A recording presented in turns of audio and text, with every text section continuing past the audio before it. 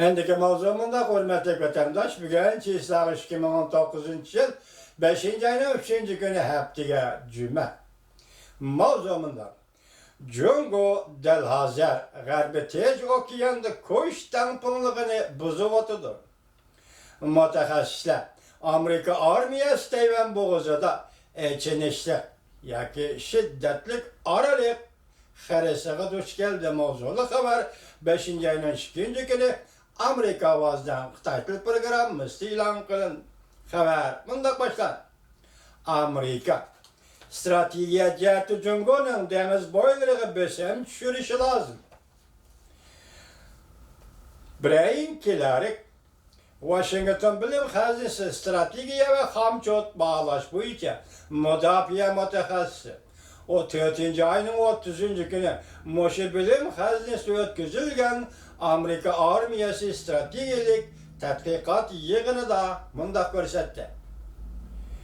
Jungoning dengiz armiya kuchi o'syapti. Jungo dengiz armiyasining Yiroq okeanda qo'llash, chorlash vazifasi mo kengayapti. Lekin Jungo dengiz armiyasining strategik muhim nuqtasi yanada Jungoga yaqin dengiz atrofini qo'llashda. Kilarik bunda ko'rsatdi. Umumiylikdan olganda biz babqa yetdik, biz bayqab yetdikki, kechiringlar. Jungoning qo'llanish doirasi yanada yaqin dengiz atrofidir.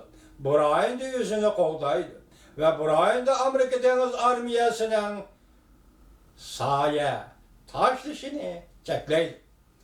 Amerika dengiz armiyasining bu amaldori mundaq ko'rsatdi. Jungo ansirayapti. Bulupmu deniz rayoni Amerika yanada geopolitikalik ustunlikka ega deb ansirayapti. Amerikaning Osiyoda bir necha ittifoqdoshlari va do'stlari bor. Bu ittifoqdoshlar Amerikani harbiy baz bilan ta'minlaydi. Jungo Amerika ittifoqdoshlari bilan birlashib, birinchi mudofaa liniyasida Jungoni cheklaydi deb ansirayapti.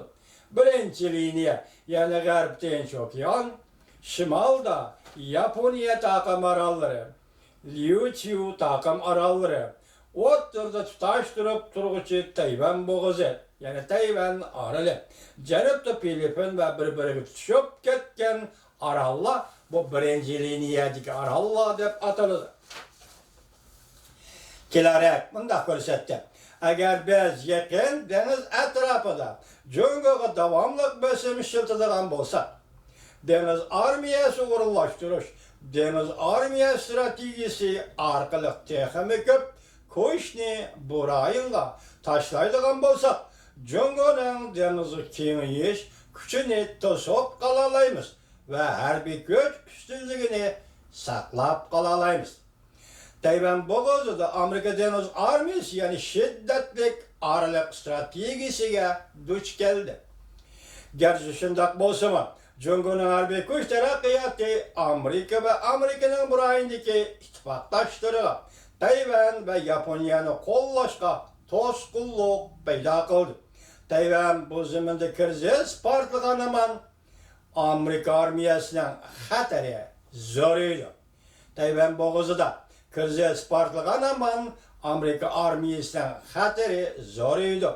Hamkorlik va davlat mudofaa mutaxassisi Kilarik Amerika ovozining so'ragan savollariga mundaq javob qaytardi. Agar Tayvan bo'g'ozida to'qinish yuz bersa, Amerika armiyasi yanada oraliq zo'ravonligi, biyadalik shiddat oraliq zo'ravonligi deb elinibdi. Oraliq zo'ravonligining xirisiga uchraydi. Chunki bu xirisga tez inkas qaytaradigan armiya Yaponiyadan va Guam orolidan yetib keladi. Boshqa kuchlar yana boshqa yerdan yetib kelishi kerak. Agar jiddiy ahvol yuz beradigan bo'lsa, biz vaqtdan jazolashga uchraymiz. Demak, askariy qismdan yetib kelish uchun vaqt ketadi. Shu buni shiddatlik oraliq, yana ba'zi echinishlik oraliq, yana ba'zi nima debdi? Bu yana oraliq, zo'ravonlik deb elinibdi. Mush oraliq askar yetkazib kelish bir xil içiniş ahval vaxtida kelelmeymiz deydi. Kilarik bunda görsət. Cumhuriyet Cenubu Deniz'i kurup algan harbiy asiyali uruş vaxtida hiç demek dal bulalmaydı.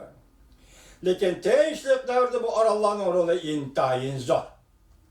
Lekin tinchlik davrida bu orollarning roli intayin zor. Bundaq bo'lgandimi Amerikaning harakatini o'zgartirolmaydi. Biz harbiy parxodlarimizni uyaga avatib, 12 deniz miligacha ishkirlab kiralaymiz. Jungoning agahlandırışlarını pisand qilmaymiz. To'qinish yuz berganda bu orollarda Amerika armiyasi hücum qiladigan nishonga aylanadi. Janubiy dengizdagi aslahalar. Kunlarning birida deydilar, Jungo Janubiy dengizda farqlantirish rayini quradigan bo'lsa, biz endi bundan ajablanarlik bu ishni biz ajablanarlik ish deb hisoblamaymiz.